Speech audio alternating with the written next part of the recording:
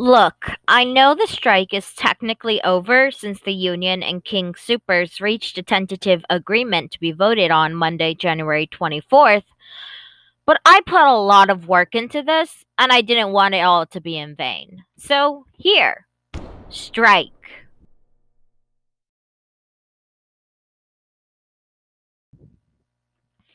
What's happening? 8,000 King Soopers employees in Colorado went on strike January 9th, 5 a.m., citing unfair labor practices after King Soopers managers approached employees directly instead of bargaining with the union, the United Food and Commercial Workers, or UFCW. King Soopers refused the union's request to provide information on safety data for COVID statistics and security in the light of increased violence against grocery store employees in response to mask mandates. What are their goals?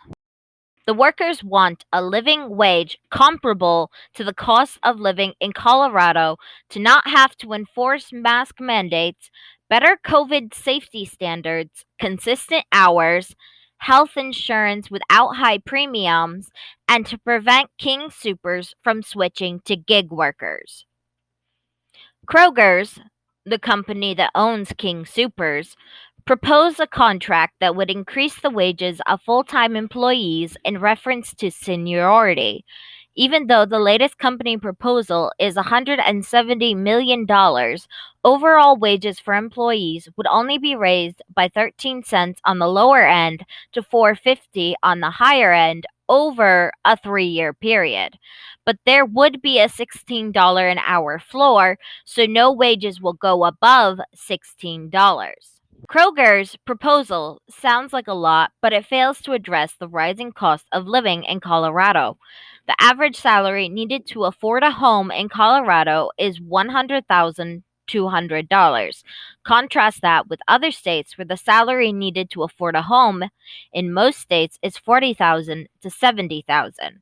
Renting a house costs $6,000 a month, and a two-bedroom apartment costs $1,500 to $2,000 a month. Living in Colorado in some areas is more expensive than living in New York City, and due to inflation, the costs keep rising.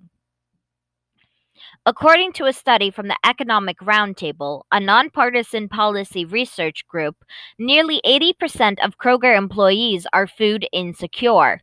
Food insecurity is a big problem in Colorado. According to Feed America, 1 in 10 people are food insecure, meaning they are struggling to put food on the table every night. 45% of Kroger workers can't afford rent, and 14% are homeless or have been homeless. At the same time, Kroger CEO Rodney McCullen got a $22 million bonus, and Kroger spent $1.3 billion in stock buybacks. More than two-thirds of Kroger workers struggled to pay for rent and food due to poverty level wages and part-time schedules. 67% of Kroger workers say they do not earn enough money to pay for basic expenses every month. 29% are below or near the federal poverty level. A food clerk at King Super said, "Every day is a struggle. I'm a single father and live paycheck to paycheck to feed my kids. Times when I couldn't pay my rent, we ended up on the street. Thankfully, I had a car, so my family had a somewhat safe place to sleep." Kroger's responded in a statement saying that we are an employer who cares about the whole person and our associates' basic needs. If an associate is experiencing hardship, they have access to our Helping Hands Fund, which provides financial grants to support associates' emergency needs. You ready? Why the fuck you lying? Why you always lying? Oh my god. Stop fucking lying. Always lying to me. You lying so much. You making it hard for me. I rest my case. Plus, the pandemic has created unique challenges for grocery workers. For a while, at the start of the pandemic, Kroger was giving all their employees $2 an hour temporary pay raise called Hero Pay. But Kroger stopped giving the Hero Pay May 2021 and switched to one-time bonuses of $200 to part-time workers and $400 to full-time workers. In 2021, local officials in California passed a bill that would guarantee some supermarket workers temporary hazard pay. In response, Kroger closed 2 stores in the area and threatened other local governing bodies that if they passed legislation for hazard pay, they would close down more stores. And in impoverished areas, the loss of jobs is a real threat. Though to me, it reads a lot like a little baby taking their ball and going home. Workers are concerned about being forced to enforce mask mandates, and for good reason. 79% of employees reported customer abuse over mask mandates, and 25% were threatened with violence. To make matters worse, employees reported that when they raised concerns with their managers, they were retaliated against. Violence against frontline workers is getting worse, with grocery store and restaurant workers taking the brunt of it. In one case, a shooter killed a cashier and injured 2 people at a grocery store in Decatur, Georgia, over mask mandates. In response, the Food Industry Association, or FMI know it's a weird acronym, an investment and consulting group that works in the agricultural industry, released a new course on workplace safety to teach workers verbal de escalation tactics, active assailant preparedness, and emergency first aid. Here's some of the slides. It's wild to me that instead of tackling the issue of assault in our society, the solution is to teach grocery store workers how to handle and de escalate violent situations. Maybe we should teach our police that. So, on top of the stress of the job, also be on the lookout for active shooters. We truly live in the darkest timeline. To make matters worse, it isn't free. The training costs $14 per person, and the training is being sold to companies to use to train their employees. Don't worry, members can get 15% off and explore enterprise pricing. In a letter from the FMI, National Grocers Association, and the National Retail Federation to the CDC, Department of Health and Human Services, and OSHA, they said, during the past year and a half, however, some local ordinances put the onus of mask enforcement on retail businesses. These requirements put employees in perilous situations as mask wearing became a heated and politicized issue. Preserving the safety and well being of retail employees is imperative.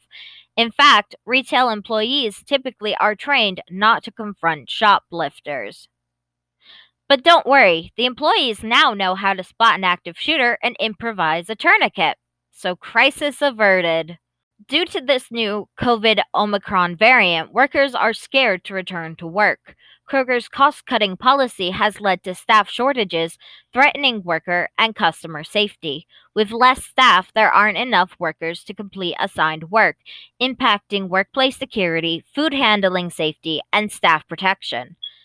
67% of the workers report that Kroger has increased their workload, and 75% say they can't complete all the assigned tasks. Section lead Fred Myers said the Kroger CEO was given over $22 million in bonuses, while worker bonuses and hazard pay were constantly cut or threatened. Employees at some point had no basic supplies, including paper towels and band-aids. The company was making money hand over fist and did everything in its power to screw lower level employees in the middle of a pandemic. While Kroger complains that they don't have enough staff to run their stores, they actually do.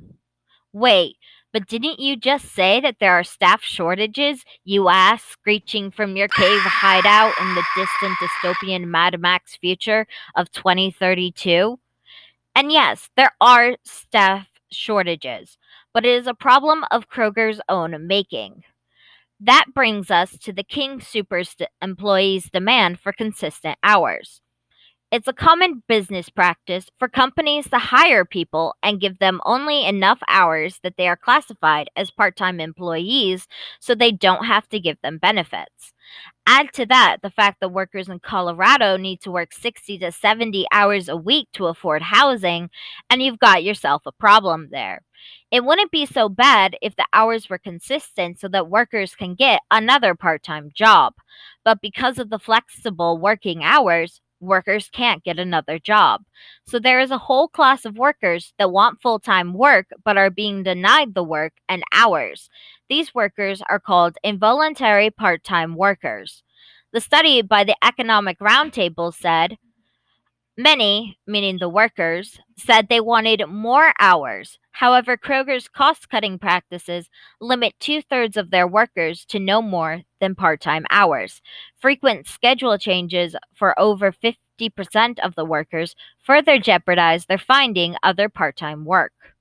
Over 58% have work schedules that change at least every week, and 30% of the workers with young children are negatively impacted. This is clearly a blatant attempt by companies to shirk the responsibility of caring for their workers off to the government and then turn around and wash their hands saying, people just don't want to work. Sad face, crying emoji.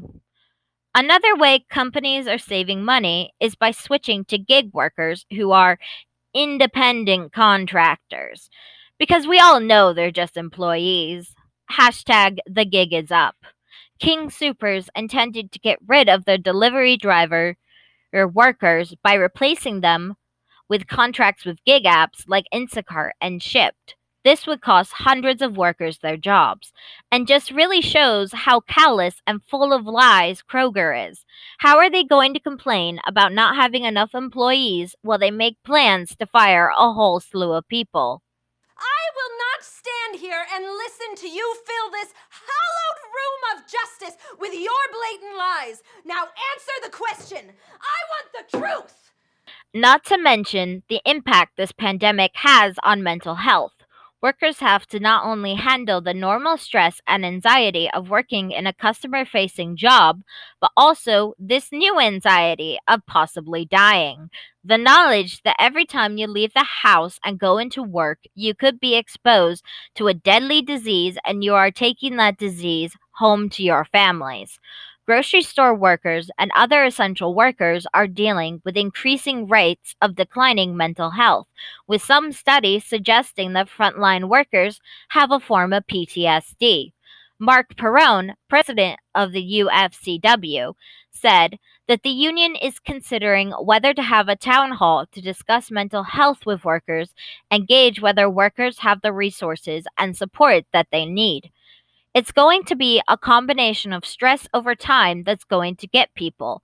Grocery workers face unique hardships. Many live in multi generational households where the stakes of catching and spreading the coronavirus are higher, and the hourly workers do not have the training, higher pay, and protective gear that usually comes with hazardous or life or death jobs, and mental health stigma makes workers resistant to treatment. Speaking of treatment, workers are also worried about being able to afford their health insurance.